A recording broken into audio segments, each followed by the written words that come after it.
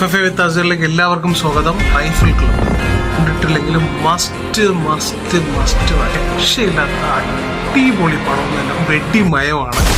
കുറേ നാൾക്ക് ശേഷം നല്ലൊരു ഫിലിം തന്നതിന് സ്പെഷ്യൽ താങ്ക്സ്. ദിലീഷ് പോത്തൻ മൂപ്പരൊരു സംഭവം തന്നെയാണ്. ദിലീഷ് പോത്തന്റെ ആ ഒരു ആക്ടിങ്ങും മൂപ്പരുടെ ഒരു വേ ഓഫ് ടോക്കിങ്ങും എനിക്ക് ഭയങ്കരമായിട്ട് ഇഷ്ടപ്പെട്ട്. എൻ്റെ ടീം അതിൽ ഒരാളെ പോലും കുറ്റം പറയാനില്ല.